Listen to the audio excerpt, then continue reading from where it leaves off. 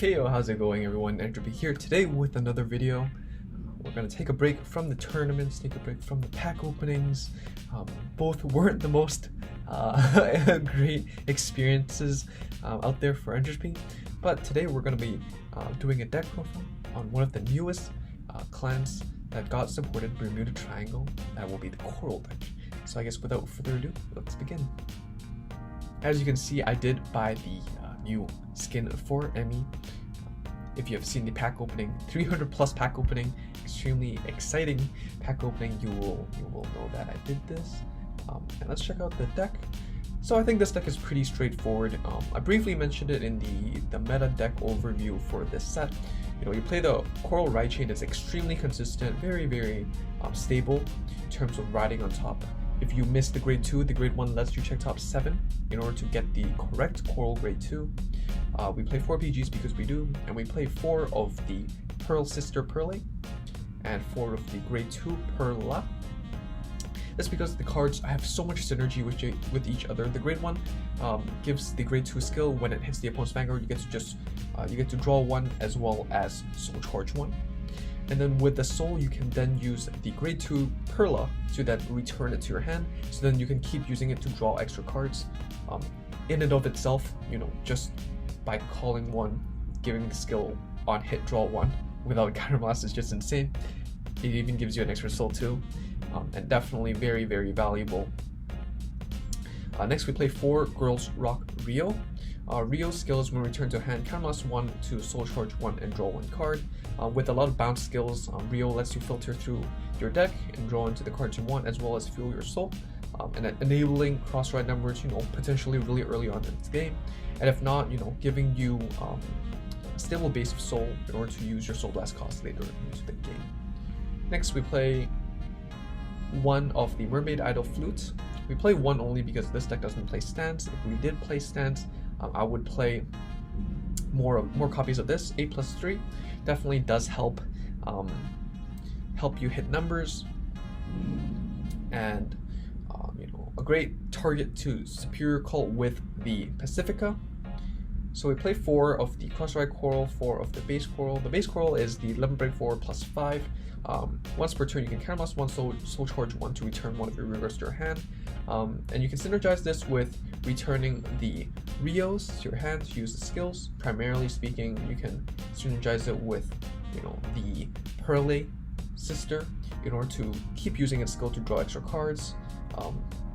And the last skill is if you have the grade 2 and the soul +1, definitely not bad to be an LBK. The Cross-Ride skill is counterblast 1 number 4 +3, and then you can return 1 of your regards to your hand, put a Coral from your hand to your soul, and then if you do, draw 2.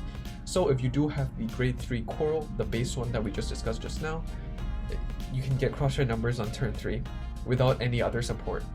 Definitely very valuable, but of course you need to be at limit break 4, so that's definitely something that you should consider. And next, we play 4 Eternal Idol Pacifica. Pacifica just definitely got a lot stronger. Even though we don't play the base Pacifica, this card does do wonders as like a late game multi-attack play or setting up your board. Its skill is limit break 4 on attack, counterblast 2, return up to 2, which means you can return 1 or 0, and you can check for any card from your deck and call it out. Which means you can call out the grade 2s, you can call out, you know, an 11k to hit your opponent, you can call out a random grade 2 intercept, you can call out you can even call out the Blazer Idol. I play Blazer Idol at 1 because on place +2, definitely very flexible on letting you hit numbers, and with so many bounce skills and this card being costless, definitely something that you can repeatedly use and hit numbers that you need. And lastly, we play 1 Super Idol Kiram. Its skill is on attack, counterblast 1 to +3. This card isn't very counterblast heavy except for the Pacifica, so the counterblast 1 +3 definitely does help you hit numbers. One thing that this deck does lack is, you know, aggression. It's very consistent, you know, you draw a lot of cards, but it doesn't have that much pressure, and that's why we play a lot of cards that lets you hit numbers, as well as playing crit triggers here, so that we can proc our opponent's PGs, if not kill them, and that way we can also damage deny them if we can. So definitely a very consistent deck. You know, even with 4 draws, you will draw into all your pieces that you need. The only question is if it's enough fuel to win you the game. So without further ado, let's get into a match.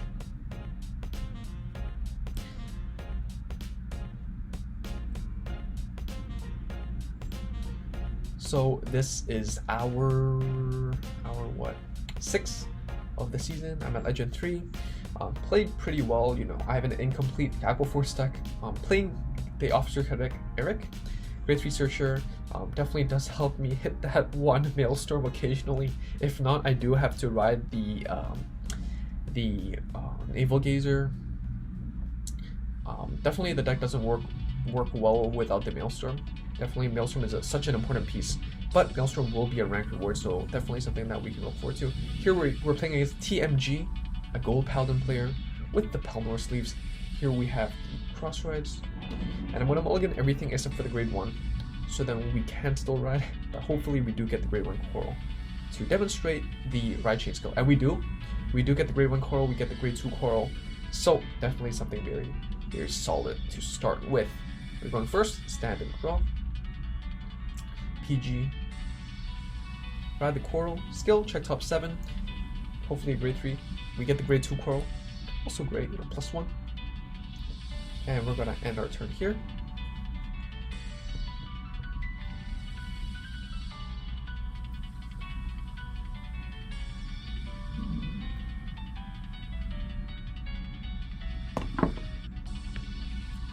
Polarize the self-damager. My connection is unstable.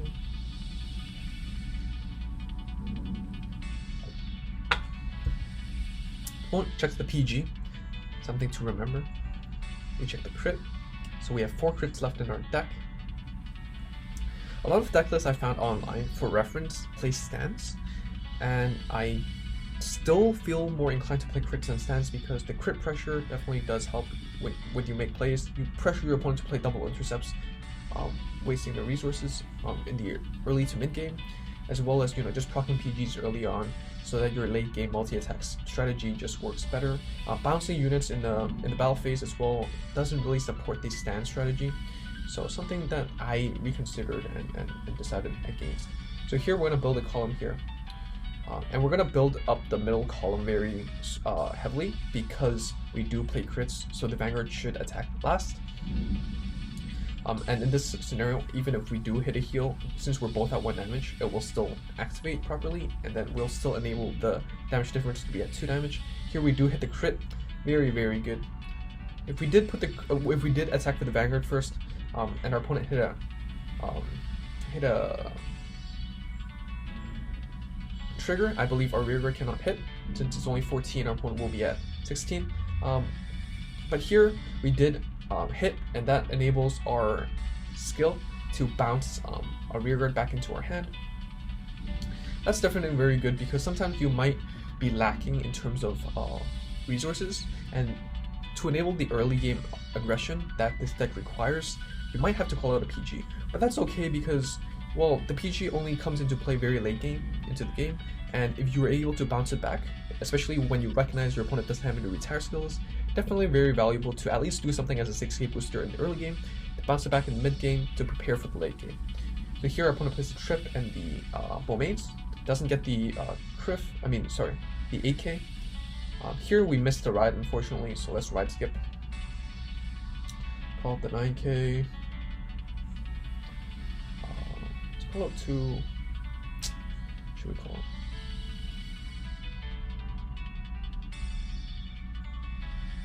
Let's do this. So this way we're hitting 14 to the rearguard, 10k hits, allowing us to bounce the coral grade 1 back to our hand.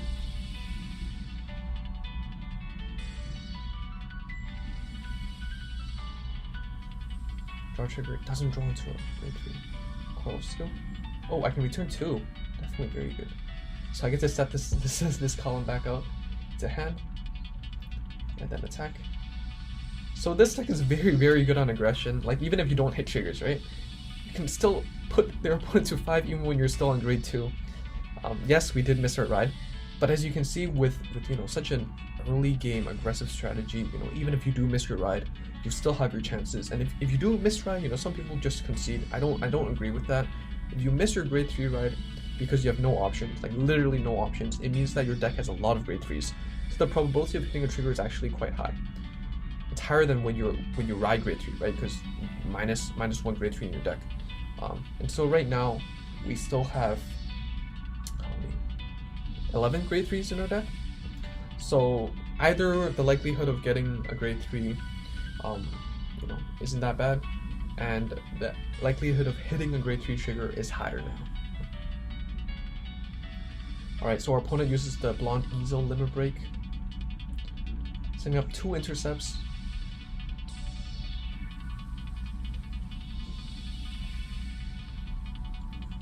So we get the draw trigger. Drawing into the coral, that's good. We finally have a grade 3. And our opponent's playing a mix of crits and stands, very questionable. But, if you sack, doesn't matter. Get another trigger. Alright, so we finally get to ride into grade 3. Very, very good. Ooh, but do we want to ride into the Pacifica instead? The Pacifica allows us to enable a multi-attack. And I would rather want to go for the Pacifica at this point of the game. Our opponent's at 5, which means every single attack would force out a PG in our opponent's hand, as long as we build the correct numbers. Let's call this out. Let's call this out.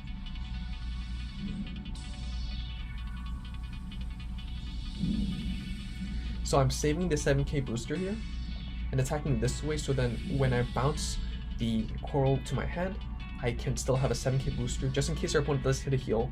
We can put the power, if we hit a trigger, to the 7k, enabling us to hit above our opponent's number. So here I'm going to bounce the front row, call out the 9k.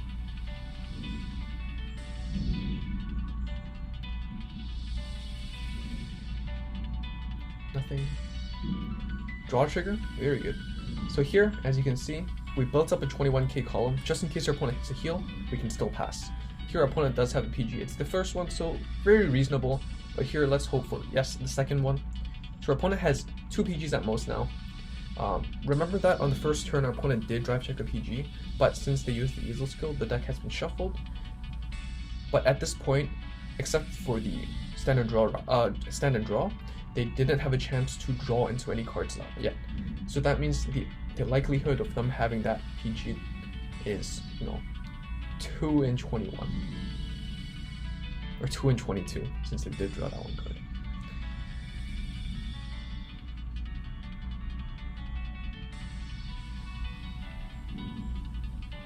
So something you can consider with your head is, the trigger allocation, right? When your opponent's playing an awkward trigger allocation, you can check where they put their triggers and estimate or guess how many of each they have. So here, for example, they play heal at mana widen, right? The 10+3. So they probably play 4 of these. And then the Easel is a rank reward, so they're pretty common. So maybe 4 crits isn't that unlikely. And you do probably want to play 4 because you are, it is your boss unit after all. And then, the Pelnor, maybe at 1, it's probably the flex, the extra card, since we haven't seen any other Pelnors. So yeah.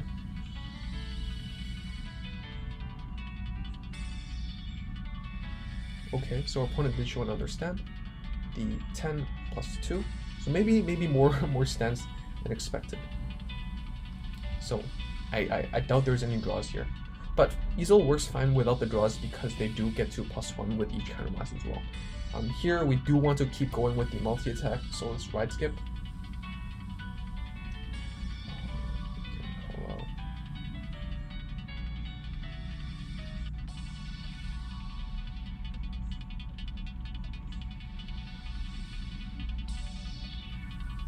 So here we can get 4 attacks this turn.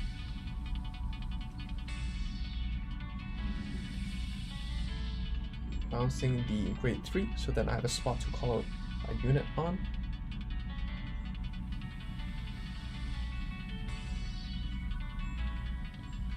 power level 9 plus 7, so then if I do hit a trigger, it hits 21. We don't, but that will be game. So it's really easy. The deck works pretty well. If you know how to play around certain scenarios, like, you know, just stay calm, collected, you know, and think through your plays. Like, even if you get great stuff, it's absolutely fine. This game will work with you, and if you're willing to play and just, you know, think things through correctly, you know, plays will open up, and there's always a way out. Except when your opponent sacks, then the way out is to click concede. But I guess that is all for today's video. If you did enjoy this really quick gameplay, do click the like button, do subscribe if you haven't done that already, and tell me what deck you want to see next. Of course, check out my 300 plus pack opening so you can see what is a reasonable suggestion. Like, if you ask me for angels, right? I only got one Metatron. I'm not gonna go anywhere with it, you know. Except if you want me to play Cray Elemental Angels, and I guess that could be a funny video, but not a very complete deck profile, I'd say. So I guess that's it. I hope everyone enjoys the new decks, and feel free to tell me what deck works best for you at this point. You know, what deck you enjoy, what deck is winning games for you, what deck you're seeing often, what deck you think are underrated that we should look into. Let me know down below, and I'll see you all next time. Bye.